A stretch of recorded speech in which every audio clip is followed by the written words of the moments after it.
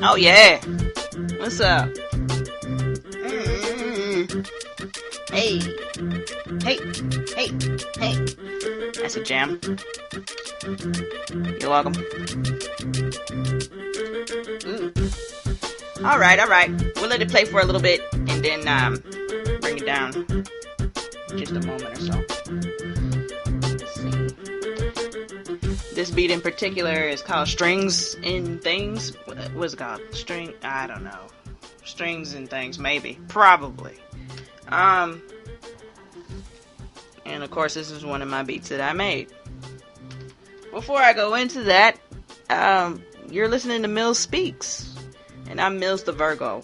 And it's been a long time. My last episode was the 30th episode. It was talking about doors opening and closing, and a good friend of mine listened to that episode, and this was, of course, back in, I don't know, man, this was what, a couple of weeks ago, maybe 3 weeks ago or so, and a good friend of mine was listening to it, and she was telling me about how September is the month of change, apparently, which I'm super blessed to have been born in September. But no, she said that's the month for endings and beginnings, or endings, I can't remember, but let's just roll with both, because, you know, sometimes you have endings and beginnings at the same, like, both things are, one thing can be both, you know? So yeah, it's been a while, I guess maybe 3 weeks or so, and it's not just, you know, this podcast, it's the How to Get Away with Murder. I haven't had an opportunity to watch it, or record it, actually, with Rachel, my good friend, who we do the show together. We have been distracted. There's been a series of things. I think October was the start of the birthday for Rachel. She had the birthday going, and then I think I watched that week. But I didn't record because I wasn't going to record without her, so there was no point in taking notes and all that kind of stuff, which I should have done, right?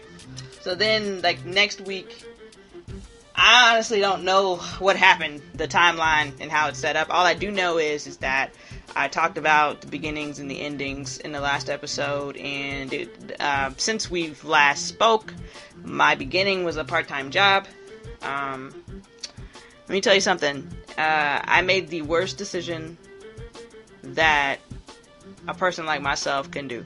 Right? I am a huge electronics person. Like, I love all things electronic. I went and got a part-time job at Best Buy. Yeah. It's like a friend of mine said it's like taking a candy addicted person to the candy store, taking the crackhead to the crack den, taking Jamila to Best Buy. It's bad. It's real bad. There's nothing in the store that I don't love. Nothing. I mean, I'm talking car appliances and car fi. All right. I love the refrigerators and the washers and dryers, specifically the Samsungs that are so damn awesome. There's a refrigerator, you can literally knock on it 2 times and the fucking light comes on, so you don't have to open the light, you know what I'm saying? Listen. I can't take it. They got them Dyson fans in there, man. Of course, they got the TVs. TVs are everywhere. They got the TVs, the computers, you know, the Apple Watches, the Fitbits, the Samsung watches. You know, everybody's got a watch now. Trying to think anything else. Of course, video game consoles. You know, get you a tablet, get you a push to start for your car. They'll install it for you. You know what I'm saying? Like, listen, there's nothing in the store I don't like. Connected home, I didn't even know that was a section till I started working there. That's the you know, Alexa and the Google Home shit. Yeah, you can get light bulbs and shit. Talk to Google and tell it to turn the shit off, and bam, your lights is off. Okay. I love it. It's fantastic. There's a lot of things in there that I know about, of course, and then there's a few things in there that I'm just like, do what not. And which is awesome, because obviously I'd always want to stay ahead of the curve as it pertains to electronics and all kinds of shit like that. So while I say it's a bad a bad situation, it's really great. I enjoy it.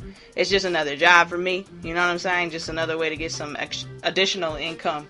So I'm pretty excited about it. It's been about 3 weeks. I think this is my 3rd week working, and it's doing good. It's doing good. I had a string of days off in this week right here, which has been very helpful. So I said, well, while I'm off, let's go ahead and record so that I can, be a little more consistent with this. Because I actually miss doing this shit. I actually miss editing and, taking down notes of bullshit that has occurred over, the week or so. I have so much stuff. We might have to just start backwards. Let's do that. Let's start backwards with the most recent stuff. And then I can move to the stuff that I actually wrote down or jotted down and wanted to talk about. Actually, no, we're not going to do that. We're going to go from the stuff that I actually wrote, and then we'll go into this current shenanigans. The main current shenanigans I have to talk about is, of course, your boy T.I. with his bullshit and his craziness. But we'll get there. We'll get there. I'm just trying to get to my notes. That's all this is. Let's see. Alright. I think I have multiple entries. Yeah, I got multiple entries for this. I do. Okay. Alright. So, this is what I have. First thing up. Well, first, I didn't talk about the beat. The beat, I made the beat along with all the other beats. I even think that beat in particular was made with a specific, I think I remember the program I used to make it. And I think I was just fooling around, because it's not really a beat that I, want to really do something on or give somebody to do. I mean, if they wanted to buy it, I'm not going to say no to the money. But, I know it's not my best or greatest beat, but I enjoy it, so we just gonna rock with it. So the first thing on my list is hip hop. Hip hop was winning on whatever weekend this was. whatever weekend this was. It says I last modified this on Halloween, and I'm pretty sure that I wrote the first bit before Halloween. So, let's just roll with that. But hip-hop was winning that weekend. Whatever the weekend was with Wu-Tang when it wrapped up the season. So that weekend in particular, they not only wrapped up Wu-Tang on Hulu, but they released the Rhythm and Flow song, which is on the Rhythm and Flow show that's on Netflix. And this show is hosted. Actually, it's judged by T.I., Cardi B, and Chance the Rapper. Okay? I don't have any direct issues with any of these people in particular at all. Okay? I like them. Now, T.I. did recently say some shenanigans, but again, we'll get to that, and it's got nothing to do with the show, so I'm not even going to do that, right? So, I think I watched the Wu-Tang thing first, because I was like, you know what, let me just get this in, because I know that this is going to be the shit. The episode was amazing. The season was fantastic. The RZA, the Jizza, everybody's fantastic. And you know what it made me do? It made me go and listen to Wu-Tang. So I knew about Wu-Tang when I was growing up, obviously. We all knew about Wu-Tang. Well, I would like to think that most of y'all who's listening to this knew about Wu-Tang when you was growing up. But, that wasn't my zhuzh. You know what I'm saying? First of all, how was I even going to get access to that music? Because my mama and daddy definitely wasn't buying that. And they didn't come on the radio like that. You know what I'm saying? Because of the type of music and the content that they had. That. Listen, their shit could not go on the radio. Their shit couldn't go on the radio now. Their old shit couldn't go on the radio now. It's still too deep. It's not dumb enough. You know what I mean? Even their songs that might have been considered dumb songs were not dumb. There's nothing about Wu-Tang that was dumb. But the show itself is fantastic. The actors and actresses are great. The way it's shot is great. The way that it's edited is great. The direction is fantastic. The storytelling ability from whomever is in charge, and I think it's the RZA. I think the RZA wrote it and has writers, and I think he's in charge of the storyline and all that stuff. And that just adds to his list of dope shit. The RZA, if you don't know about the RZA, he's fantastic at producing. I mean, obviously, he's an even better MC in my book, but I know people would rather him produce than rap. But that's okay, because he talks about stuff, you're like, whoa. The RZA and the Jizza, you're like, whoa, what?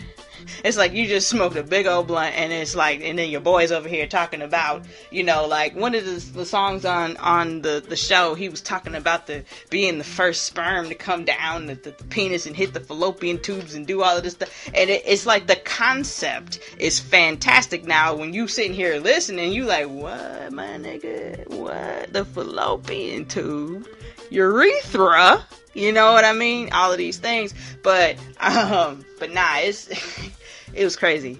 It was so crazy. So when I finished up the Wu-Tang joint, you know, I said, all right, well, I'm gonna give Cardi and Chance and T.I. a chance on the show, you know.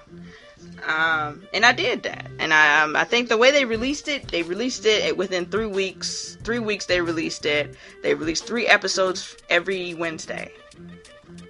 So, I think by the time I had written this down, I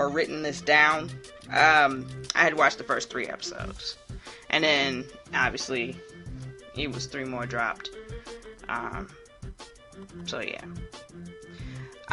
So the show was dope. I mean, the show, I'll tell you the way it's set up, and hopefully this doesn't mess up anybody's, you know, it doesn't spoil it for anybody specifically.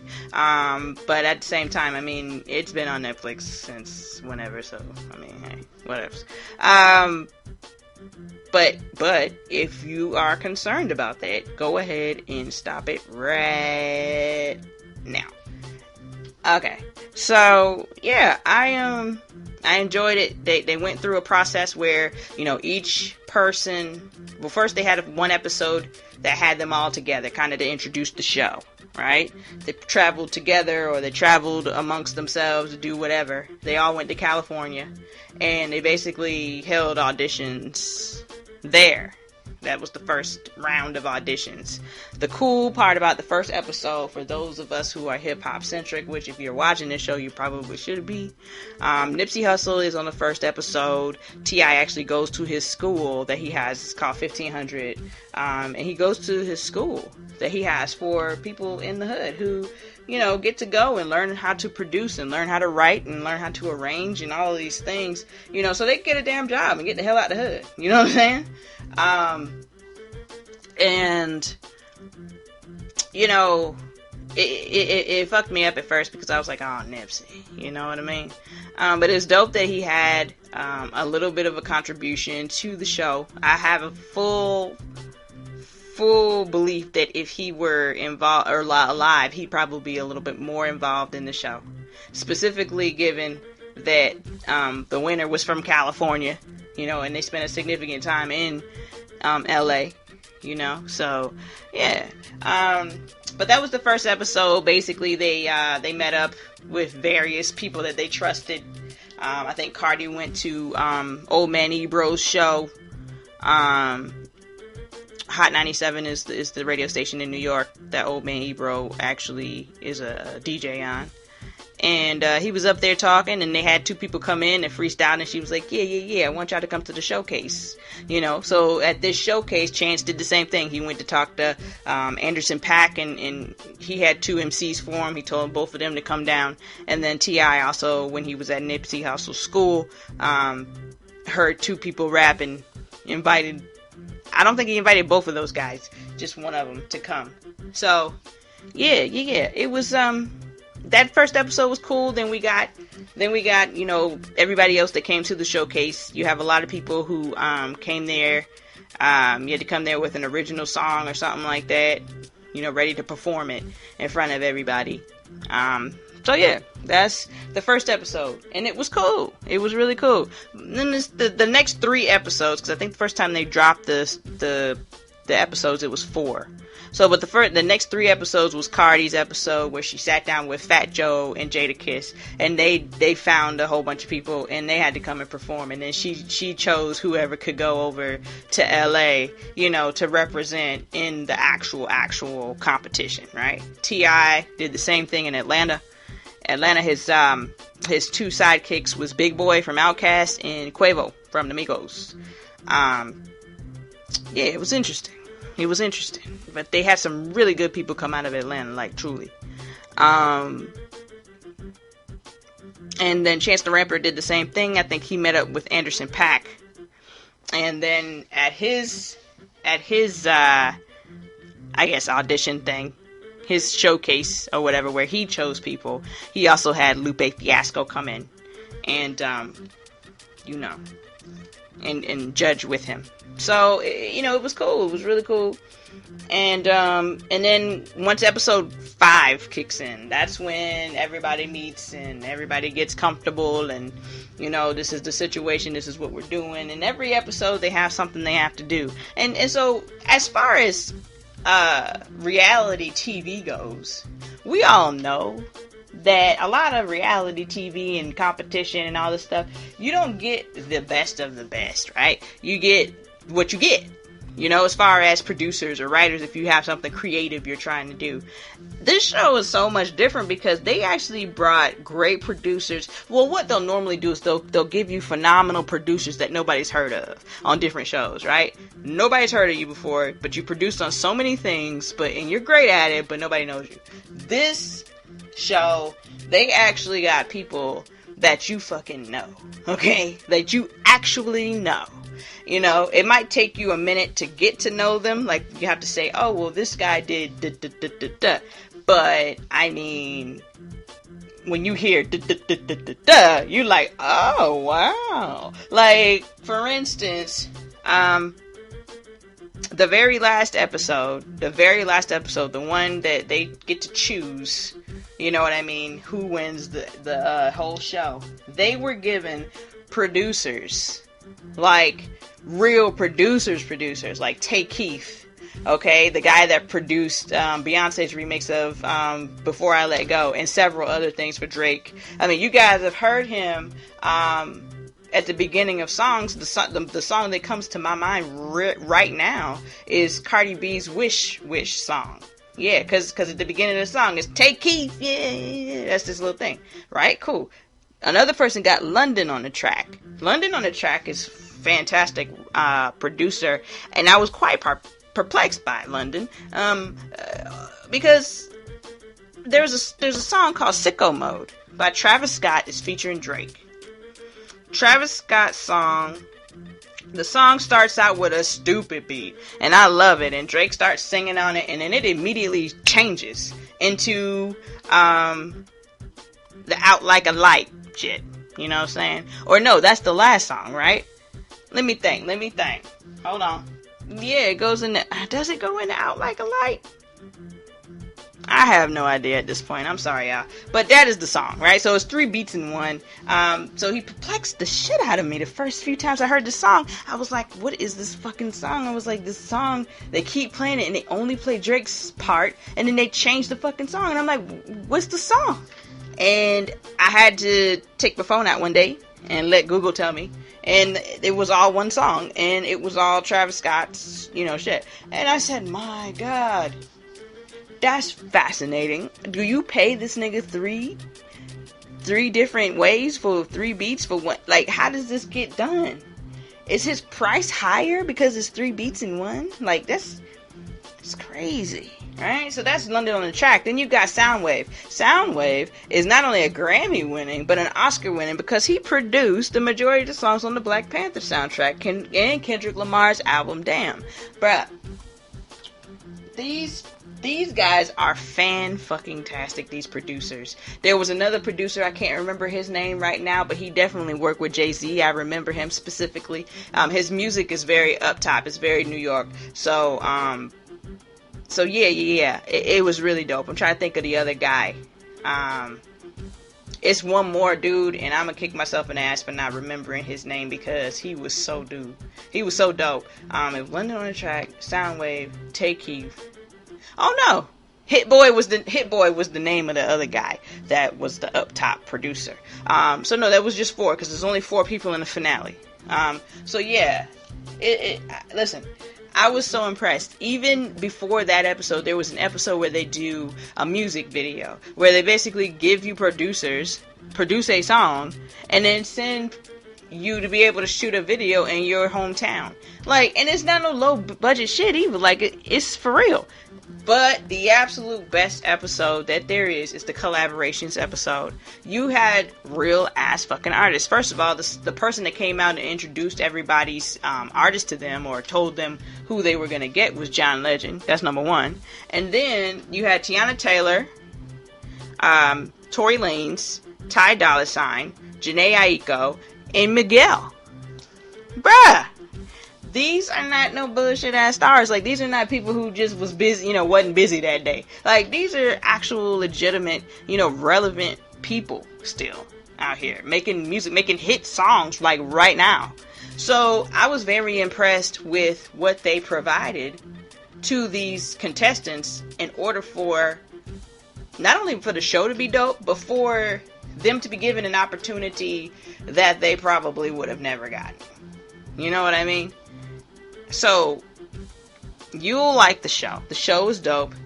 I'm not gonna lie to you. I watched this last episode multiple times, 3 times. The first 2 times, I cried. And the only reason I cried is because there's something about a performer. It doesn't matter if you like a singer, rapper, or you play an instrument, anything that you have to perform, or anything that you have to put work into constantly, and then there's this one shot right here, and you got this one fucking shot to make this shit work, and then when they blow it out the frame, when you do so well that you surprise yourself, you floated out of yourself at this point, you're looking down on yourself doing it. Like, there's something about that passion. You can't fucking describe that shit. I can't even adequately describe it to you. I felt it multiple times within my life when I was performing at any given time. I played the trumpet, I played the violin, I've done a lot of different things, beat battles, all kinds of things, and there's this moment where you're like, wow, you thought you could do this, you wanted to do it, you worked on doing it, and it manifested itself. God is here with you. God damn it, tear this shit the fuck up, and they do it, and you'll notice after everybody performs, they leave it out on the court, as people say, and leave it on the stage, right? Once you do that, once you get that out, you've got nothing left but emotions. Because you put everything into it, and bam, there it is, to be judged. And at this point, all you can do is fucking cry. That's it. That's it, man.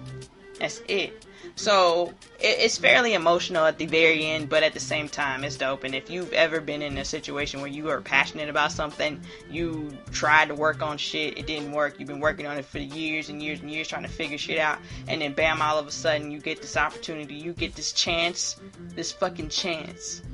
Because that's all we ever want in life, right? Is a chance or an opportunity to do better. That's it. That's it. Like, I've been kind of... I had an awesome, when I found out about the second job, I also got some pretty good news on my first job. And I've been trying to work through that idea that things are going too good and, pretty soon something's bound to happen, because I don't believe that anymore. I actually believe that I can be happy and should be happy the majority of the time. And even if things happen that are unfavorable, you know what?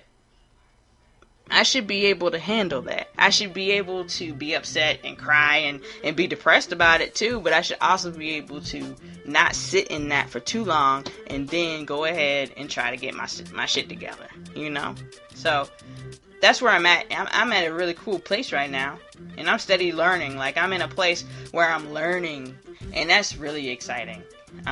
Learning jobs, on my first job, I'm learning new things. On my second job, I'm learning the entire shit, so it's all new. With friendships and, work partners and all of these things, like, I'm learning so many different things, not only just about others, but about myself. So it's been a pretty cool few weeks, alright, since I've talked to you guys. Pretty cool. Pretty cool. So, I love that Hustle and Flow shit. So, once I finished that up, or actually, was it that they released the last few episodes the same time that the Wu-Tang show ended? That's probably what it was, because it wrapped up. I watched all of the shit, wrapped it all up, and was just very pleased with hip-hop that weekend. I don't have this written down, but I will talk about it. So I started Watchmen. Fantastic. I honestly can't remember if I talked about this on the last episode, but Watchmen is the fucking best show that I've watched in some time, in that it is truly beautiful. Between Watchmen and Wu-Tang, I don't know which one's better as it pertains to how it's shot and how it looks and how it makes you feel, you know. But yeah, no, it's fantastic. Fantastic show. Goddamn, you got Regina King who's in here. She's a motherfucking gangster. You understand me? She's part of the police force. You know what I mean? You're living in a time where racism is an all-time high, but we're in the future. So kind of like now, right? Tulsa, Oklahoma is the city that it takes place in. And obviously you guys know about the massacre of Tulsa, Oklahoma, and if you don't, you certainly should Google that, because that's important fucking knowledge. That's important American history. It's not just black history, it's important history. Just to give you a synopsis, but I really do want you to research it. It's fantastic, and I want you guys to take a look at this damn show, because it's literally the very first show, and before the show, you know how the show comes on, like. Yeah, it's the whole scenes before the show comes on, and it's the entire Tulsa, the massacre situation. It was, oof, man, it is so heavy, so very heavy, but the show's great. But you're living in a time where, you know, we're in a future, racism is at an all-time high. The police officers cannot reveal their identity because there's been a situation where the white supremacists have tried to take out the police department. That's why everybody wears masks. It's just it's crazy. It's like pandemonium in this little town, but you know, it's quiet, but it's not, right? It's great. You've got it's a huge cast. Let me see if I can pull it up right quick so we can get some names. Watchmen cast. So you got, let's see, you got Regina King, of course. You've got Jeremy Irons. That's my man. That's my man from Die Hard with a Vengeance. He was Hans Gruber's brother. You're welcome. Don Johnson. Tim Blake Nelson. I mean, I recognize his face completely, but I don't know this man. Of course, Lou Gossett Jr., Andrew Howard. Don't know that man. Adelaide Clemens. Don't know her. Yaha Abdul Mateen II. Well, first of all, he's sexy. Alright, I do not know him either, but he is married to Regina King, and he is sexy with his shirt off. Francis Fisher is in the show. Tom Meissen, Sarah Vickers. If this helps any of you, great. Jean Smart, y'all remember Jean Smart, right? From Designing Women, she was Charlene. But tons of other people. But when you see the people, you'll recognize them, because a lot of them are really good actors that have been acting for some time, but you just don't know their names, you know? They're not the huge stars, but they're the ones that are going to give you the prime content, the great performances. So yeah. Watchmen is dope. I think you guys should definitely watch it. I think I'm 2 episodes behind at this point, and I'm okay with that, because the show is so good, you wanna binge it. Like, you don't want to sit there and act like, oh, I gotta watch it every week. No. You're gonna want to keep watching this shit. So I'm kind of happy that I'm about 2 episodes out, and by the time I watch it, I'll probably be 3. So, hopefully. We'll see. Maybe I can get it in either this afternoon or this evening or tomorrow. So we'll see. But yeah, so check that out. Check that out. Tiny Desk, the first week that I was working, I came to work and I was sitting on the little computer doing my little e-learns, you know. And I got this little notification on my phone. And it said that, it basically said that there was going to be a performance, a Tiny Desk performance at 7 p.m., you know, and it'll be live. And I was like, live? What the? Right? So it's something new, apparently. They invited people, and it was at night, and the first person was Meg Thee Stallion. Love Meg. I already told y'all last time how much I love Meg, so I love Meg. She did about 5 or 6 songs. She did more songs than normal, like on a Tiny Desk. And because it's on Tiny Desk, it's very clear. Her lyrics are extremely clear, right? Bitch is talking crazy shit. Like, I love it. I love it. We needed a Meg Thee Stallion when I was growing up because, you know, she gives you a different perspective, and that's interesting. Okay? I don't care what nobody says. That's interesting. So she did the first one, and so I sat there at work, sitting there listening to it, watching it, like, oh shit, Meg, you know what I mean? So it was cool. And then they did the whole week. They did like Sheryl Crow, I think. Raphael Sadiq was on there. Lucky Day was on there. Somebody else that Wale, I don't really like him, but I remembered that he was on there. And I think that the people who I know who love Wale watched it. They said it was good. I meant to go back and watch it. I mean, I'm really trying to get this nigga a chance. Like, I really want him to convince me he's great. Like, I really do. I don't know. Whatever. I'm not going into that either. But this made me say, well, why don't you just do a top 5 Tiny Desk concert, right? And I don't know how to do that outside of doing my favorite one first and then doing 1 to 5 as opposed to 5 to 1, because I'm doing this off the top of my head. I'm not doing it, you know what I mean? So my absolute favorite one would be Toby Wigwe. Okay, he's Nigerian, last name's Nigerian, I can't pronounce it, alright, but I believe that he says his name like that. And Toby is from Houston, Texas. He's a Houston rapper. He's married. He's got a wife. Her name is Fat. It's probably something different, but he calls her Fat. Not literally fat, but you know. They have a little girl. He calls her Baby Fat. It's so cute to me. But no, Fat is dope, and he is dope. And they have a producer named Nell, and she is dope. And they have a song called Debo on their latest album, or on Toby's latest album. And yeah, so it's called Debo, like Friday. And all 3 of them rhyme on it. Toby takes the first verse, and Fat takes the second verse, and then Nell is on the second verse as well, but kind of picks it up once she's done. You know what I'm saying? So it's more like, it's 3 verses for sure. But their 2 verses are back to back. There's no verse, then hook, verse, then hook, verse, then, you know what I'm saying?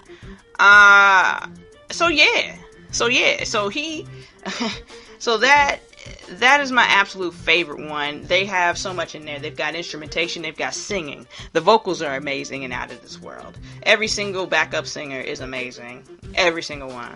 Of course, the rapping is great. Toby's lyrics are so lyrical and so powerful that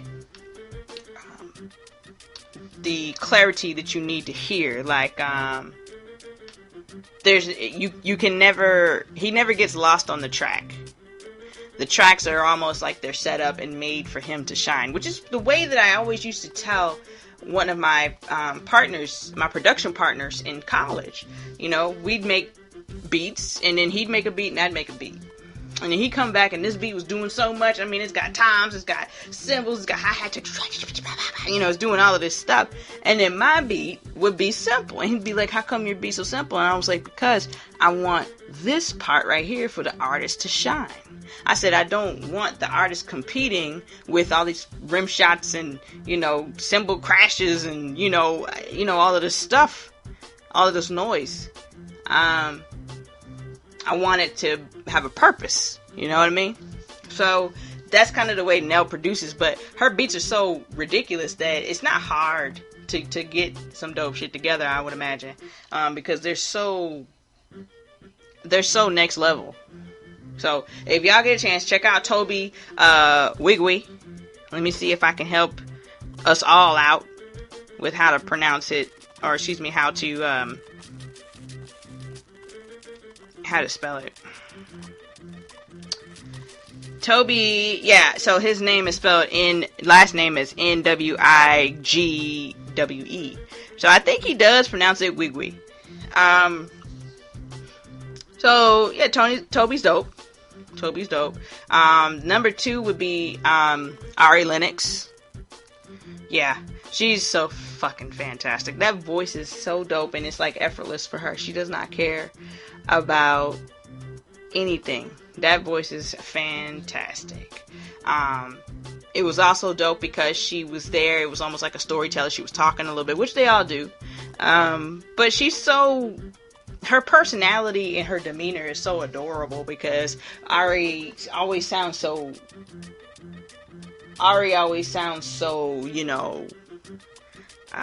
innocent, or so confused.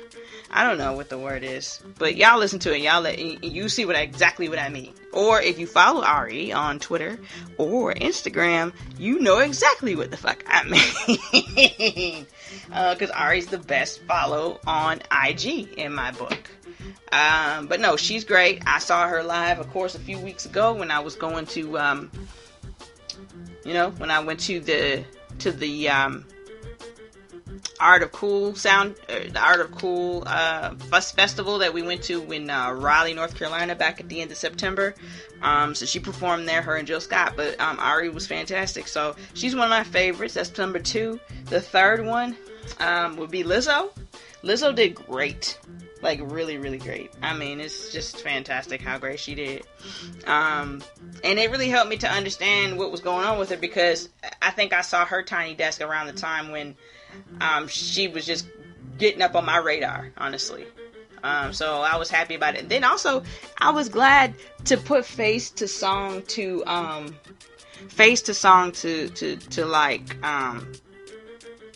song to name as well, because I didn't know which songs was which and what was called what. I had listened to her album, but I don't know. I wasn't studying it that way. You know what I mean? So she's great. She's really great. Great performer. Great voice as well. Number 4 would have to be a mixture between Mumu Fresh and Common. And I say that because they performed together. You know what I'm saying? Mumu Fresh, I think, performed by herself once before, but they did perform together, and it was fantastic. I mean, it was bliggity, bliggity, bliggity black, and it was great. Common's fantastic, and if you guys have not had an opportunity to listen to Common's latest album that came out a couple of months ago, do it. Common has a song on there, and it's like it's a whole crime of passion. But Common's way of telling stories is so great. But that song is called, I'm about to tell you right fucking now, because y'all need to know about this song. It's called Fifth Story. Fifth Story. Go listen to Fifth Story. Like, right fucking now. Like, pause me and go listen to that song. It's so dope. Well, or just wait till this is over and then go listen. Yeah. We go with that. Listen first, then go listen. Anyway, but nah, it's dope. I haven't had a chance to listen to all of this because I did listen to a lot of this album, and then ended with Fifth Story and it's only the 5th song on there. But the reason I ended was because it blew my fucking mind. I was like, oh fuck, and I didn't go back, and it wasn't a bad thing. It just was what it was, So, and that's number 4, and then the number 5 one The number 5 one, I'm going to say, is Erykah Badu. It's always got to be Erykah Badu on the list. If you've ever seen her live or heard her live albums or anything like that, you can only imagine how dope it was. Her stories are crazy. And her vocal range is fantastic. I don't think people give her enough credit for that. I think she gets a lot of credit for being just odd and different. But she doesn't get the credit she deserves for her artistry, I think. For her skill, rather. Alright. So, shout out to Erykah Badu. And honorable mention is definitely Meg, the motherfucking stallion. Because she is the motherfucking shit. And I might as well have a top 6. Because I love Meg. Fuck it. I love that they're inviting rappers to do Tiny Desk a little bit more. Because, you know, I used to love, like, storytellers in, Unplugged. You remember Unplugged on MTV? The most famous Unplugged was Mariah Carey, right? When she did the I'll Be There song, right? Or was it no? It was a song that she did where it was only on Unplugged, and that was the version that was released as the single. I want to say it was the song I just said. I can't remember now. But no, the best one was Mariah. There's a few other unplugs that were kind of good, but Storytellers also came about on VH1 at some point, and Storytellers was dope too. And the last Storytellers that I actually watched was Jay-Z's, and this was during the time when he released the American Gangsta album. That album, for what it's worth, people always try to, you know, put Jay-Z albums in a top 5. What's your top 5 Jay-Z albums? And everybody always has to go back and say, damn, yes, American fucking Gangster. Even Jay-Z himself said that he did not know or think that American Gangster was going to be as great as it was. It's almost like he definitely didn't expect this to blow up, but when you're listening to American Gangster, and I don't know, maybe it was because at that time I was going through a thing, you know what I mean? But American Gangster, the soundtrack and the Jay-Z album is fucking great. I mean, the whole album is a conceptual album. And it was the first real conceptual album that we listened to from start to finish that started one way and ended another way, which was supposed to be the point. The album was supposed to take you on a ride. You were supposed to be there with him while he was poor and broke, trying to figure this shit out, trying to start selling drugs, trying to get good. Oh God, okay, you're starting to get good, you're starting to get medium big. Okay, cool, now you're really making money, now you big. Okay, now you kingpin big. Okay, now you got these bitches, now you got the drugs, now you got this, that, and the other. Now the fuzz is looking at you. Now people are being, you know, people want in, right? Now people are, you know, working with the police because you're so big and they trying to get in, they trying to get you down. Then you get to a place where you're reckless. You're reckless as fuck. You're reckless with your money. You're reckless with your bitches. You're reckless with your business. You're reckless with everything. And then of course you get canned, right? You know? And now you're sitting back thinking, wait a minute, the chick that, man, she ain't even nowhere around now. Who she with? You on the phone with your partner. Who she with now? What? You know what I'm saying? She said she was gonna put money on my books. She lied, my nigga. Okay? All I got is this 10. So, but yeah, so, no, the album itself is dope. It's really dope. So yeah, man. That's what I would say for my top 5, Tiny Desk was. I'm trying to think, what's next? I literally have in here dumb shit. Challenge where kids are pouring good milk or juice out on the ground. Yeah, okay, so I wrote this down because I was aggravated when I watched these videos, but apparently there's this new challenge. You know, these damn kids like to do challenges and shit.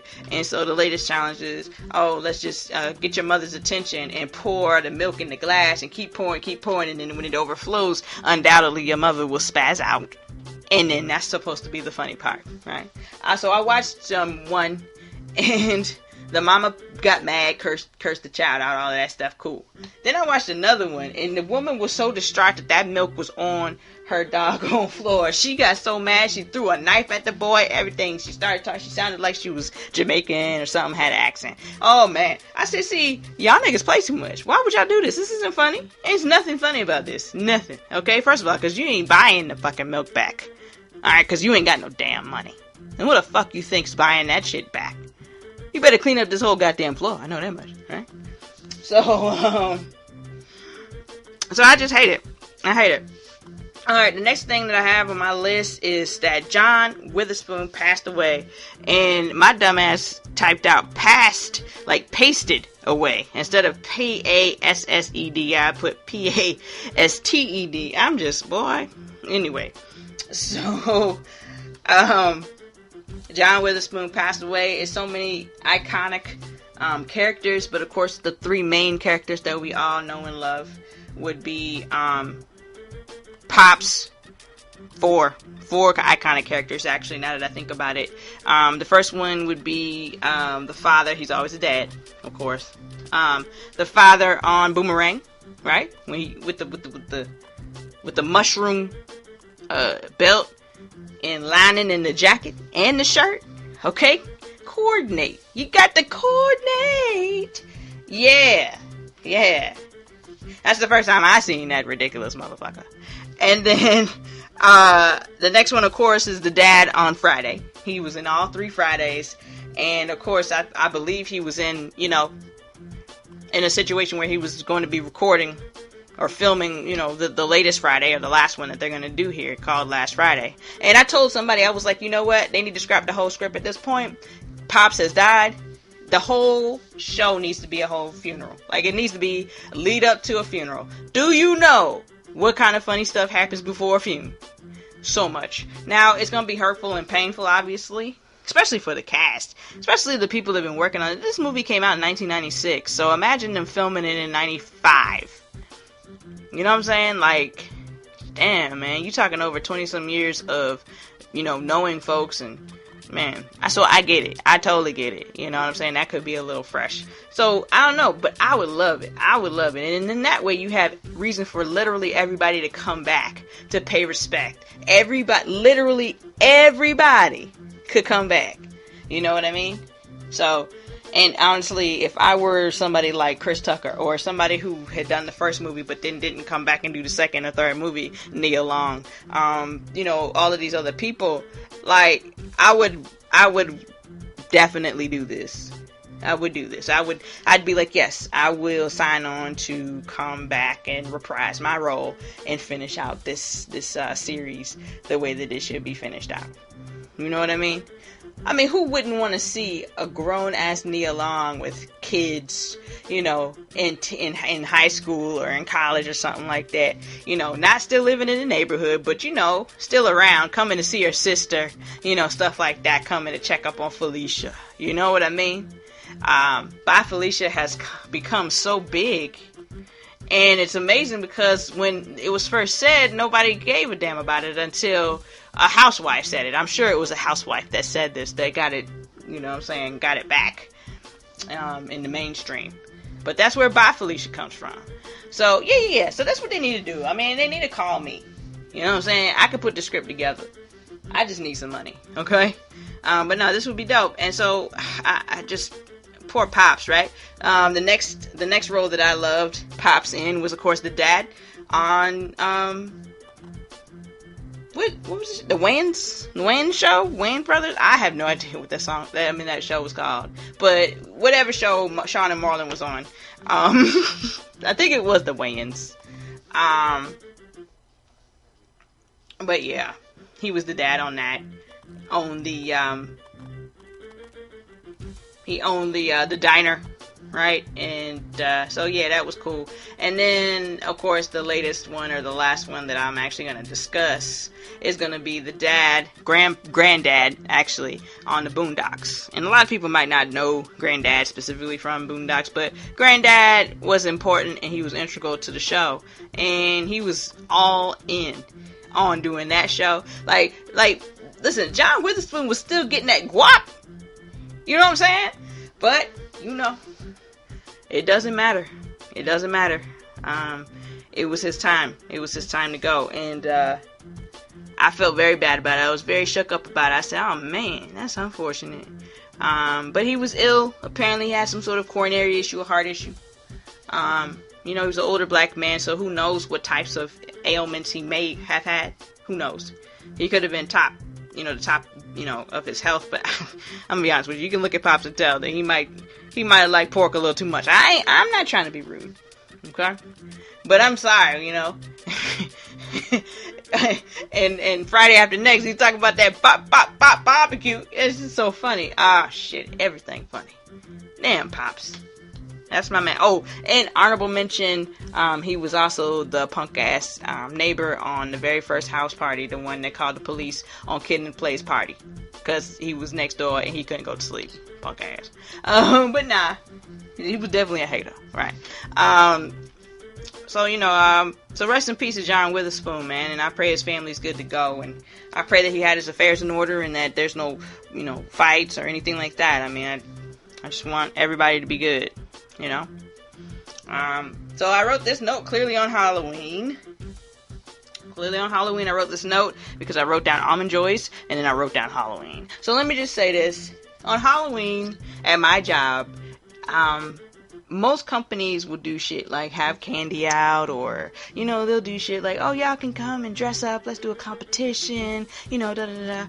At my job, Halloween is the most important holiday that there is. I'm not gonna lie to you. Now, Christmas is pretty good, Thanksgiving's pretty good. We're gonna see in a couple of weeks how good it is, but Thanksgiving's pretty good too. You know what I mean? But Halloween at my job is crazy. We brought food in, we dressed up, we decorated the place, we did all of these things. We were doing Happy Days was our theme. The total theme for the entire building was TV shows. Now, I will say this. There was a couple of areas that had shit that wasn't TV shows. Right? There was movies. But, nevertheless, we persisted. We did not win anything this year. The previous years we had won different prizes, and the year before I started working there, apparently they won a huge prize, which was money and days off and all of that kind of stuff. So I think that we could definitely do better next year. We just gotta pick better shit, you know what I'm saying? Like, you didn't get too much participation from any people that were not white because there was literally no black people in Happy Days, and the choices was Happy Days or Soul Train. And obviously, everybody wanted to do Soul Train. We could have came in there with afros and bell-bottom jeans. We could have came in there. We could have did like the little letterboard, switching stuff around, talking about whatever we was going to talk about. You know what I'm saying? You do the Soul Train line. I mean, it's so many things that we could have done. We could have had an audience of dancers that was dancing in a performance up on a stage. Like, there's so many things that literally could have happened with Soul Train that has nothing to do with these individual people, okay, who don't think they can dance. It didn't have to be all that, but nevertheless, it was Happy Days. And I wasn't even involved or interested in any of it until maybe 2 days before Halloween. And the only reason that really was because I was going to do the audio. I'm going to do the audio, and, that's right up my alley. You guys know me. At this point, technical support stuff, all that stuff, that's the kind of stuff that I love to do. So if somebody says, hey, will you fix the audio for us? Will you make sure we got this song, that, so we play at this time, and blah, blah, blah, blah, blah. Shit. Yeah. Alright. You know what I mean? Just can't say no. But in any case, we all, for the most part, participated when it came down to the end of it. Everybody, including the African Americans, okay? We all participated because the ultimate goal is to get the prize, right? But we didn't win anything, but we did all get money at the end, which was helpful and surprising. So I was happy about that. So I hope that my job doesn't think that was supposed to be the bonus for the year. I think that we're all very concerned about our annual bonus, only because of all of the activity happening at the job, different things that cost money, right? So hopefully we'll get that in a couple of weeks. And it was really dope of the job to give us a little cash for our pocket, on Halloween, which I believe was on a Thursday. Was it on a Thursday or Friday? Let me see. It was on a Thursday, yeah. So, cool. That was really cool. Let me see what else is next. Oh, Almond Joys. I wrote down Almond Joys because, again, same coworker as I always talk about. This is ridiculous. Like, this fucking coworker said to me, she said, I like Mounds better. Okay, cool. I like Mounds better. So all I do with these Almond Joys is I just bite out the almond and throw it and spit it out and eat the rest of the... I was appalled. I was appalled, bruh. Like, why would you waste the Almond fucking Joy? The Almond Joy's whole purpose is for whoever enjoys dark chocolate to enjoy dark chocolate with no nut. Why would you want no nut? Why would you want dark chocolate? Who the fuck knows? But, this particular person, and I'm loud, and I'm mad, okay? Because why would you ruin a perfectly good fucking goddamn shit ass candy? For that shit. How come you can't just get a whole nother candy? You see the Almond Joy? Oh, I can't eat that. I don't want that. Okay, because I'd rather a Mound. So let me go over here and get this Kit Kat. You know what I'm saying? Twix. Okay? Come on, man. Not killing me. You're killing me, girl. Jesus, be offense. It was the worst. And I had to tell multiple people at the job about this. And everybody had the same confused ass answer. Why would you eat it? Why would you waste the candy like that? Spit it out. Oh my God. Oh my God. Alright, I'm over it now. Shit, fuck. Pissed me the hell off. Pissed me all the way the hell off. Fuck. Anyway. The next thing on my goddamn list is... The next thing on my shitting ass list is that StephCurry broke his hand, and I'm very upset about that because I feel like they tried to take my boy out and they was successful. They was extremely successful. Somebody rolled over his fucking hand, broke it over, okay? And now he's out for several months. He probably won't even be back until like February. But during the same time that happened, Kevin Durant finally spoke to like media that I care about. And he went on First Take, which is a show that comes on ESPN and starring Stephen A. Smith and Max Kellerman. It's a debate show. They holler the entire time, which is why I enjoy it. I enjoy healthy dialogue. I enjoy intense-ass dialogue that doesn't end with somebody being mad. You know what I'm saying? Because people sensitive, man. They really are. And so, if we can have a spirited conversation without you getting an attitude or you feeling like I'm coming at you or me feeling like you're coming at me, if things can stay on the up and up and not get personal, you can have a very great debate. And they do that.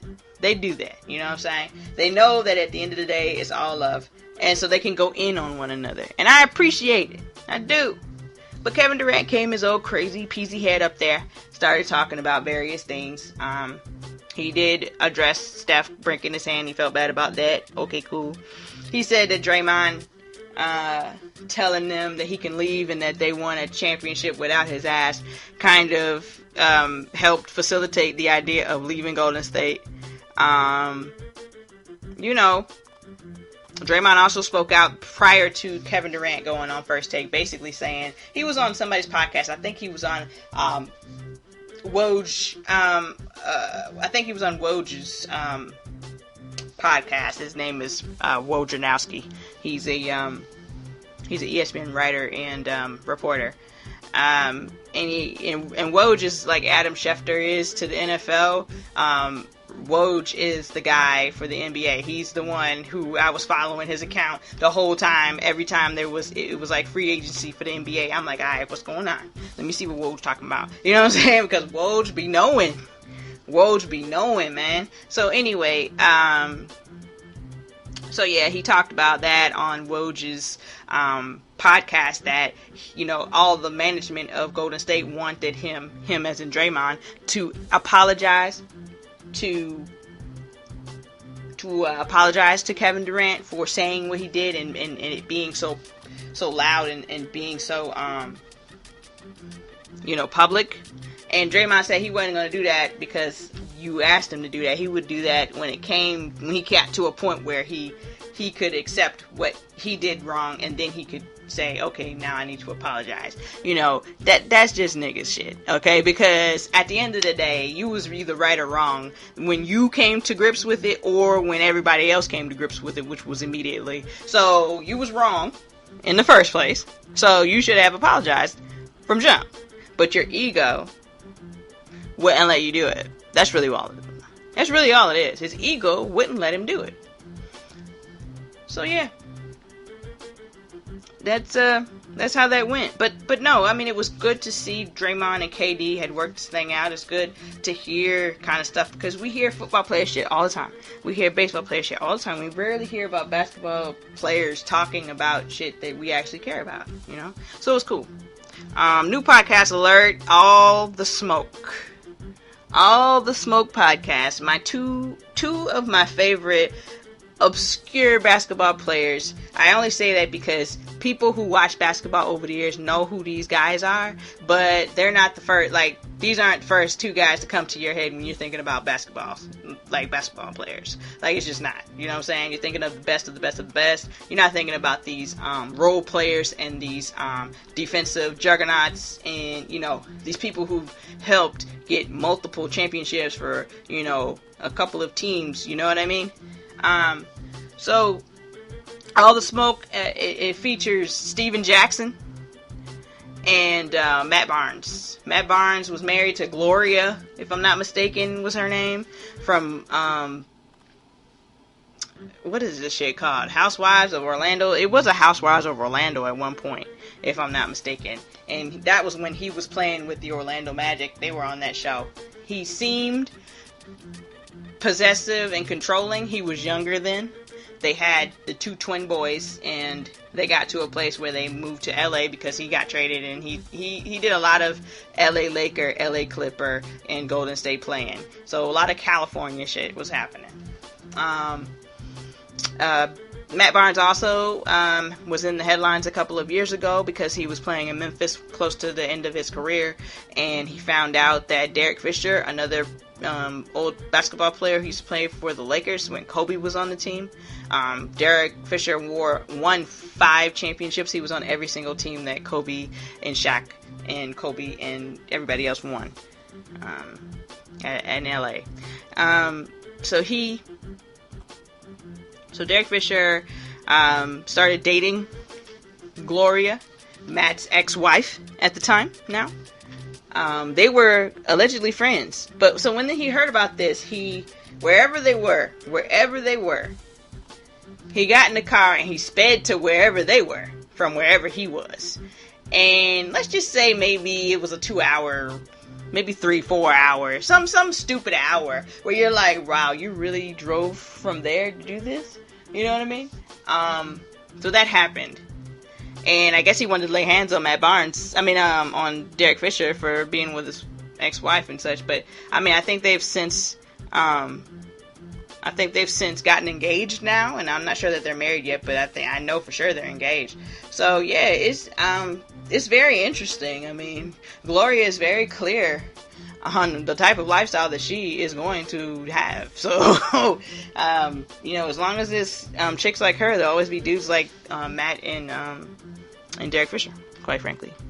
But those two have a podcast. It's on it's on Showtime. They film their episodes and put them on YouTube as well. But I have not had an opportunity to see if they're actually on platforms, to listen to their podcasts, because I don't have to see them per se, obviously. I have lots and lots of podcasts I listen to, and so I don't need to see you, I just would love to listen to it and catch the vibe and see what's going on. So I think the only place you can really listen to it is YouTube. Or if you watch them on Showtime. So yeah. So y'all check that out if you want. If you want the real deal, real conversations, hoes no bars. And All the Smoke, mainly they do smoke a lot of weed while they're doing the podcast. I think that's important to say. Okay, which I love, and I believe they have like weed companies or something like that, so that's kind of dope too. So shout out to them. So check that out if you like shit like that.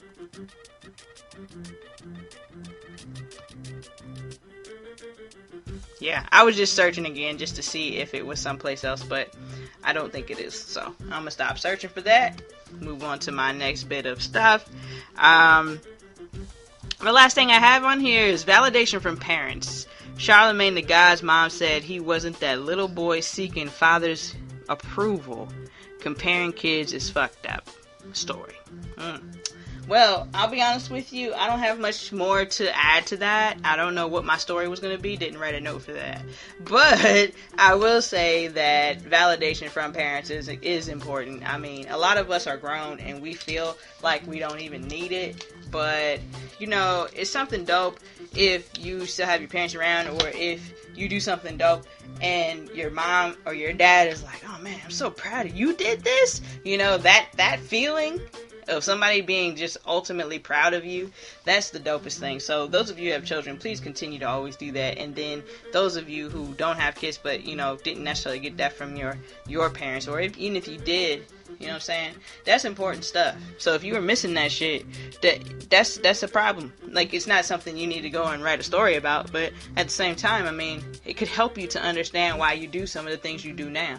You know, I mean, if you meet people in your life who are so eager to please, it's probably because they always had to please their parents at the house. They always had to, you know, do something.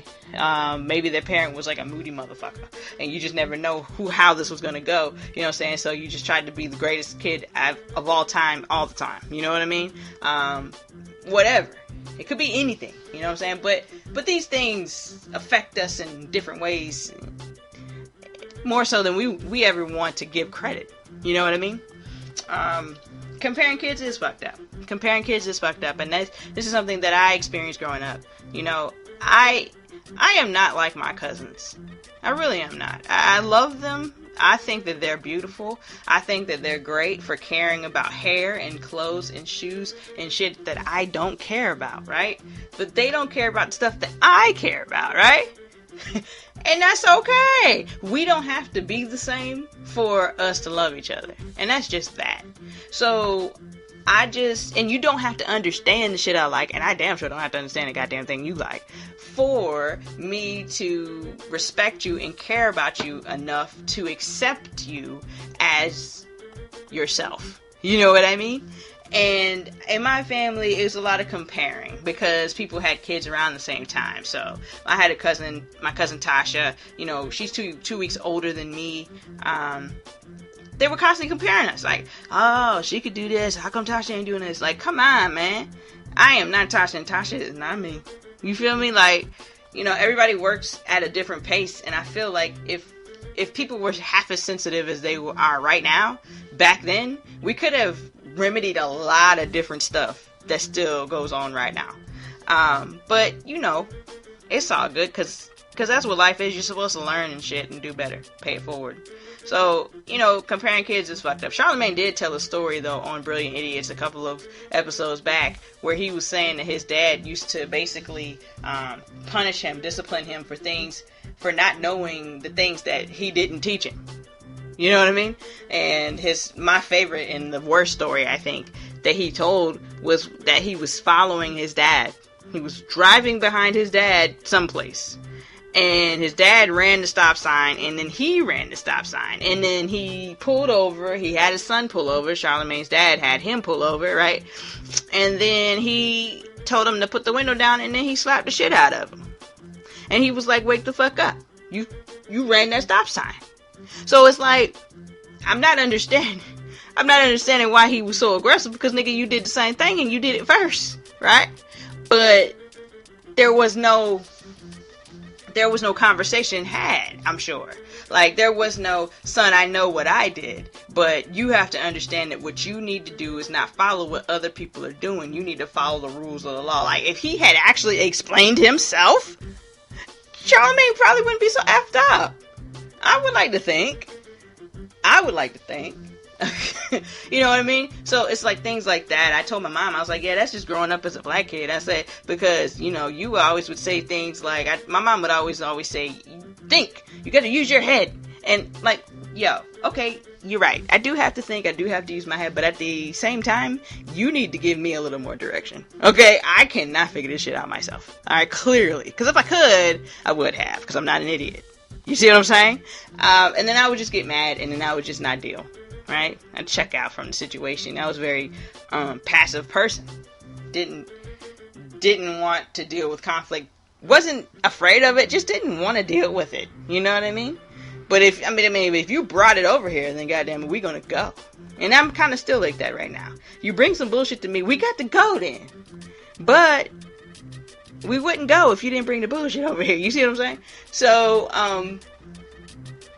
yeah, man, don't compare these kids, please. Don't do it. And I think it's easy to do, especially if you have like multiples. You know what I'm saying? Or if you have twins or something like that, or if you have just multiple kids, period. You know what I'm saying? Just over 2 kids.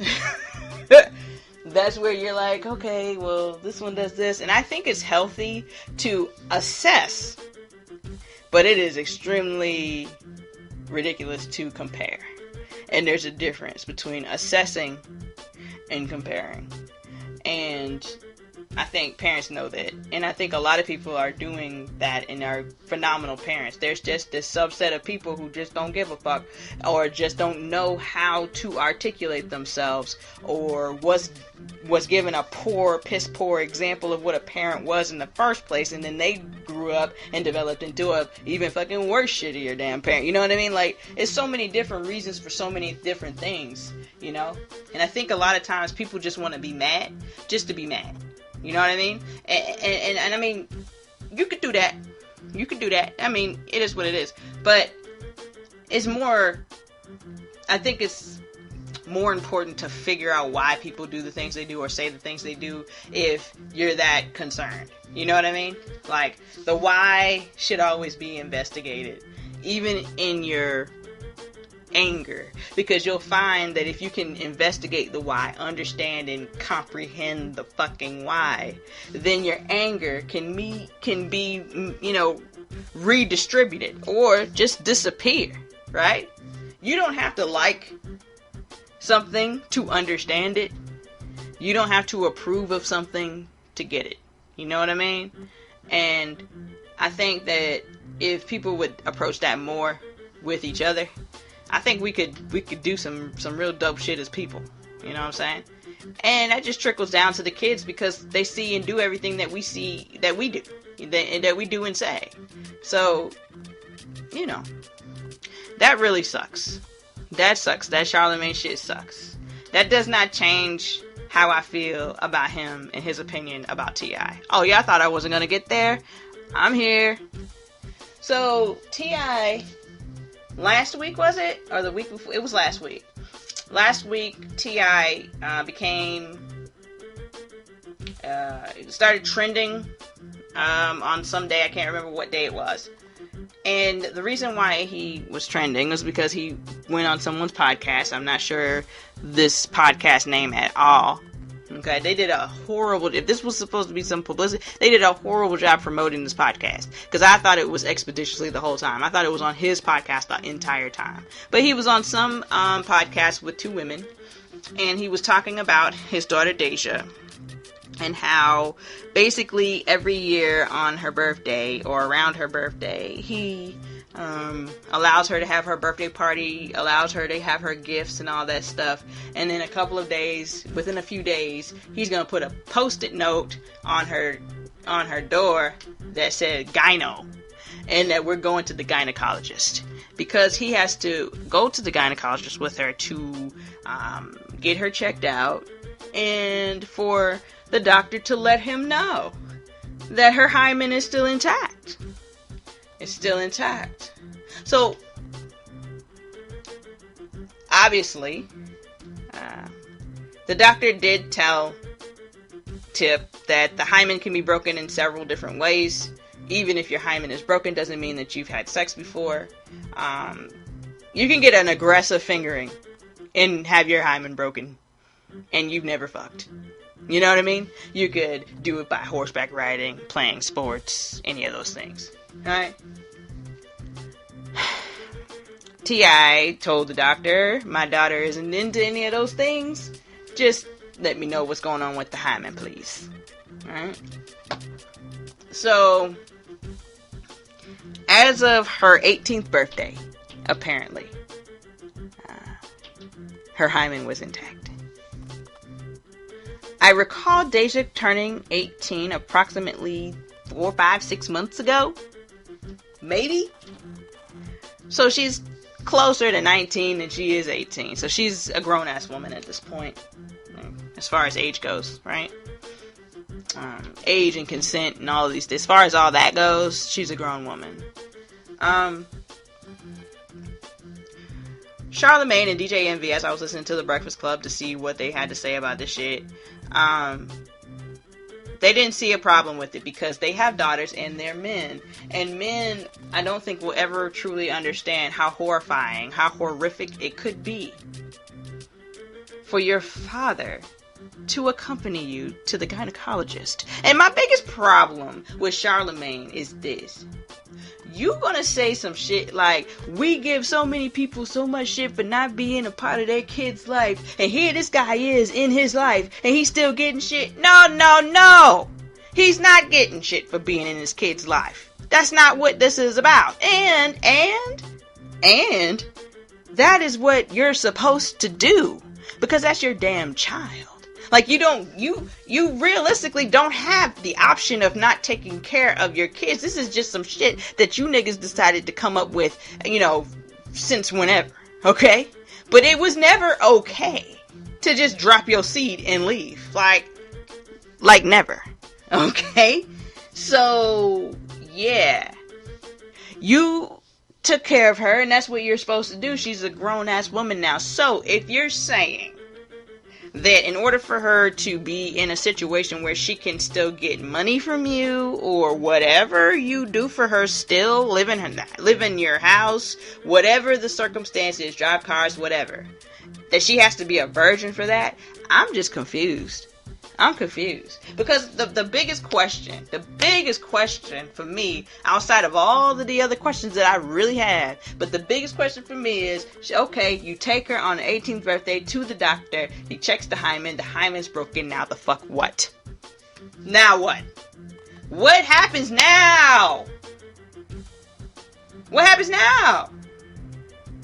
So, it's like, what happens now though? You gonna kick her out because she had sex? Maybe? Okay. I think that's ridiculous. I think that's 100% ridiculous. And Charlamagne's on some stuff like, oh, well, this is a missed opportunity to have a bigger conversation. No, it was a missed opportunity because you guys are trying to brush away the fact that this is invasive to the child. Not only is what T.I. wants to do or has been doing invasive and just completely horrific, okay? But let's not forget the idea that he said this on a podcast where millions of people at this time have probably listened to. Well, at least thousands. Probably thousands, not millions. But thousands and thousands of people have listened to this prior to them taking it down. You see what I'm saying? But thousands of these people have done this, and, it's just amazing. It's just amazing to me that you would do that. So not only, you see what I'm saying, were you insensitive as fuck with this whole entire idea and situation, but then you were equally, if not more, disrespectful about that girl's business and your family business. You see, because we definitely didn't need to know that. Now, I know that you got the TV show with the Family Hustle and Friends and all of this stuff, but you know what, though? You know it's stuff you don't share. We don't know all of this extra stuff that was going on. You see what I'm saying? So you don't share everything. Why would you share that? She's a teenage girl, too, out here in the mean streets of Atlanta, Georgia. Alright? Where chicks is getting snatched up left and right, getting put in sex trafficking, and you up here advertising that your daughter is a whole virgin. Now, why wouldn't a gang of people try to go and snatch up Deja? Because you will pay. Or they just got your girl, she's a virgin, and then they'll get paid significantly because she's a virgin. You see what I'm, like, you see, but do you see what I'm saying, though? It's like he, like many men, didn't think anything through. You didn't even think 2 seconds past where you were at. You definitely didn't think a week past. You didn't think a few years past when Deja is not speaking to you or doesn't have much to say to you, because you put her in a precarious situation now where she's got to constantly be concerned about what things look like and what she can do. And because a video came out a couple of days after all of this happened where it was Zonique, who is Tiny's daughter. It is Reginae, who is Toya and Lil Wayne's daughter, who those two are best friends, right? And then little Deja was in there too. I think they were in Mexico having a good time, and the girls was in the video dancing, you know, just doing girl shit. You know, dancing, being cute, being stupid, whatever. Deja saw that it was recorded. Deja, listen, it was like the Roadrunner bitch. She was out of there. She was out of there. And I was like, oh man. I was like, this child is 18. She should be out here doing all kinds of dumb stuff, being loud, being boisterous, being young, wild and free. Like, it shouldn't be what it is for her right now. And apparently I didn't see all of this because I don't follow her. She's a child. I don't follow her. But apparently she's liked a lot of tweets and a lot of things that people have had to say about her dad being overprotective and overbearing and all of these things, and a hypocrite. She also unfollowed him, I guess, from social media and such. And, you know, makes good sense. I mean, I guess. I mean, it's still your dad, so hopefully a conversation can be had. And I'm hoping that this conversation consists of Deja speaking only. Because, see, T.I. doesn't have to have anything to say in this situation, so you've already said enough. You've already done enough. You fucked this up. Let me tell you how we're going to fix this. Fuck your personal shit. Fuck the professional shit. How we're going to fix us is that you're going to have to leave my business up out of your stuff. You know what I mean? Don't worry about all that. You see what I'm saying? And, you know, it's frustrating. And then another level of frustration for me is, you know, as women, we have to be 100% clear that things will never be 100% equal. But I like to think that if you're going to be one way with your parents, with your children, you should be one way with all of them. But I know that that's unrealistic because people are way more lenient with boys than they are with girls. Men and women are. Now, there are tons of examples where the father is a complete pushover for the daughter and he's completely hard on the son. And there's situations where the mom is a complete pushover for the son and, you know, really gives it to the daughter, or the same, or vice versa. There's tons of scenarios that are like that. But for the most part, these dads out here are not concerned about how many chicks their sons is knocking down, but they are terrified, horrified that their daughter could be fucking or sucking or whatever. You know what I mean? Like, and then there was another situation brought up that Charlamagne couldn't even handle. And it's because men can't understand things that they haven't thought of already. So when the girl says, I think it was Ida Rodriguez who was on Brilliant Idiots this week or last week, when she said, there's a thing that they call, you know, a virgin in your vagina. That means that you're doing everything else. You're out here giving head, you're fucking in the ass, you're doing all these things. So is that okay? So she can be doing sloppy, she can be doing all of these things, you know what I'm saying? But like, you most concerned about the hymen. You see what I'm saying? And it's like, it's a lot of concerns with that. It's a lot of concerns with that. So, overall, obviously, I disagree with T.I. I think that he's a damn fool for this. I think Charlamagne's an idiot, and not Charlamagne, and DJ Envy he doesn't have a mind of his own anyway, unfortunately. I like him a lot. I think the real estate stuff is super dope, but as far as this kind of stuff, like, I don't know, man. I don't know. DJ Envy done did too much light skin stuff for me to take him serious. But Charlemagne, I really am disappointed with him, and I've been disappointed with him a couple of times. The first time was when Amara La Negra was there to talk, and she was talking about, colorism in the Afro-Latino community. They sat there and act like they did not understand what she was saying. Like, because you didn't know it existed and had never seen it, don't sit here and be confused about what she's saying, because you understand words. You know what I mean? So they pissed me off with that shit. And then with this situation, he has truly disappointed me. I'm like, damn, Charlemagne, I really thought you was doing better. And the problem is that it's my fault.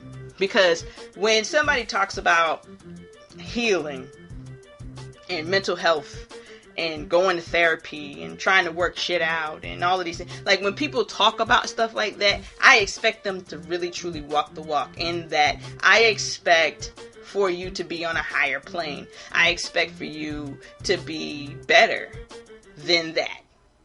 And I think that was my fault. That was my fault. I shouldn't have done that. I should have never thought that he could be incapable of being an ass, because that's all he's ever shown me. You know what I'm saying? So there's that. But yeah, I don't know. I totally disagree with Tip doing this. I understand that he could do whatever he wants to do with his kids, his house, his rules. I'm 100% on board with that. You shouldn't have said this on the podcast and embarrassed the shit out of your daughter. You shouldn't have done that. And more importantly, I'm going to need you to be more concerned about your sons coming up having sex, because, if I'm not mistaken, the one in particular is already having sex, and he's like 15. So that's okay? You know what I mean? Like, that's cool? So it's like, I can't understand it, and he won't ever be able to help me to understand. Just because he has a penis and he's kind of like you when you were that age doesn't mean that it's okay. Because again, you got 100 different kids and 100 different baby mamas, and there's nothing that I would want. You have not been the example that you're trying to make your daughters be. You see what I'm saying? You have not given them the vision or the view of a good man. You haven't done that. So I fear for Harris. Is her name Eris or Harris? Harris. It's Eris.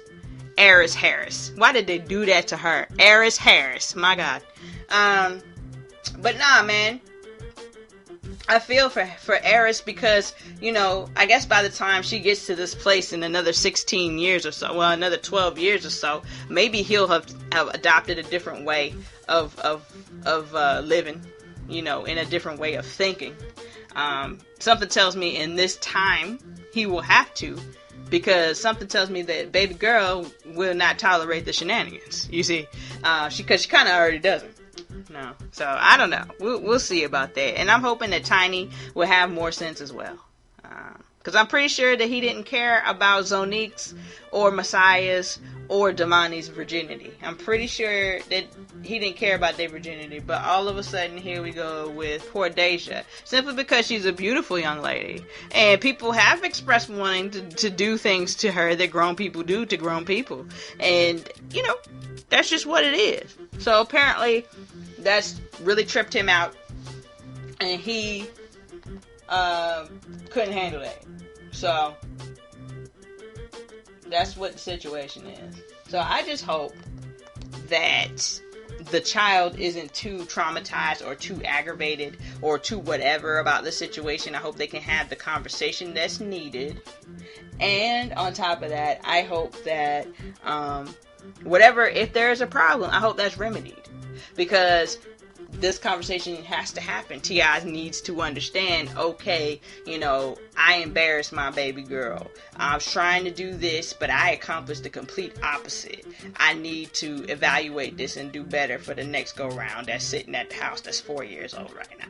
You know what I mean? Like, I'm telling you, it's crazy. So, I just hope they can get it together.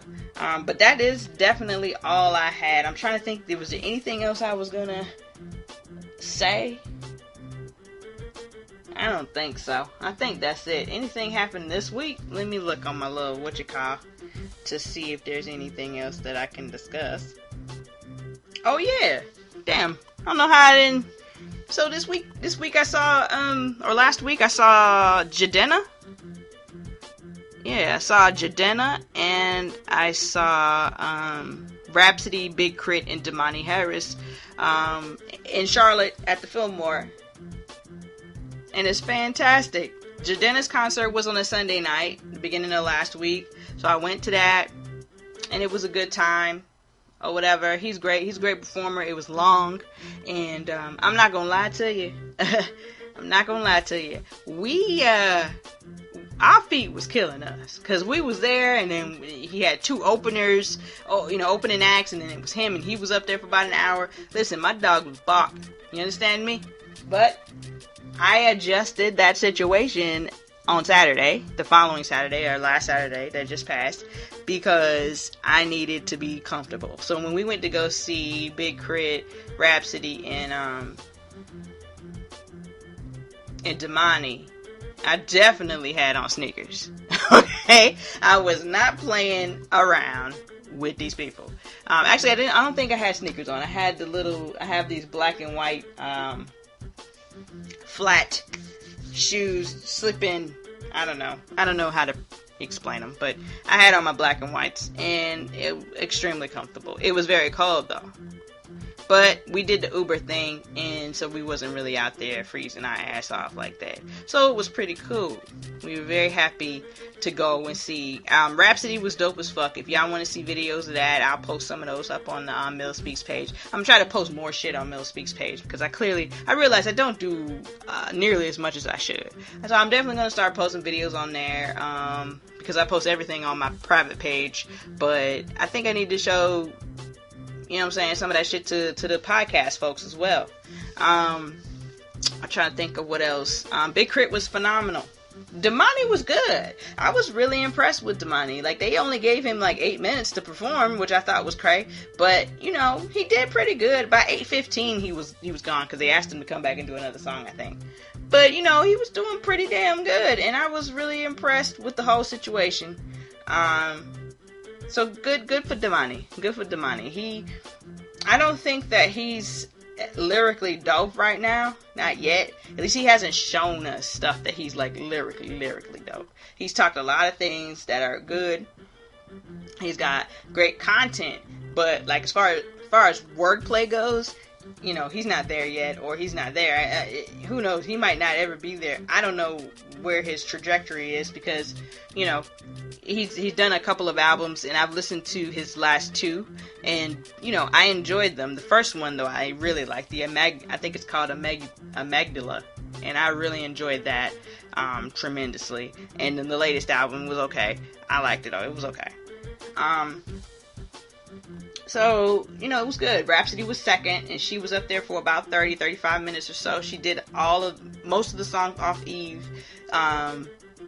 She did a lot of great songs, and then she did state, and not necessarily at the concert, but after the concert, she stated that in 2020 there will be an Eve concert, Eve tour, which I can't wait, because she said that she wants to do it more like storytellers. She said she wants to, do songs that didn't make the cut, and she has so many songs, so many more songs, and I was like, man, I cannot wait for this. And hopefully she releases a Eve part 2 album and puts them shits on there. That'd be great.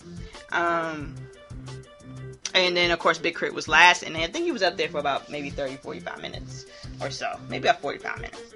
And he did great. Listen, Big Crit, these people who came to see him, these people are the fans that have been Big Crit's fans since the beginning of time. Okay, straight up.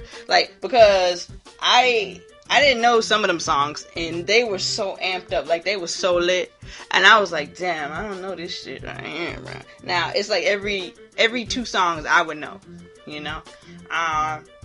But I have tremendous respect for Big Crit, because he's great, and I know that he's felt like he hasn't always been been given his just due. I think him and Wale are in the same boat. I think they both kind of feel like they weren't given their just due, but the reason I like Big Crit over Wale is because Wale seems like a fraud, and Big Crit does not. So there's that. But yeah. But no, it was a fantastic time. I obviously enjoyed myself with my best friend Carrie. I enjoyed the second concert. It was Carrie, and then our friend Donnell came with, and it was really cool. And it's always great hanging out with my friends. Like I don't like to say things like, oh, I got the best friends, you know, all of these things. But nah, you know what I mean? Nah.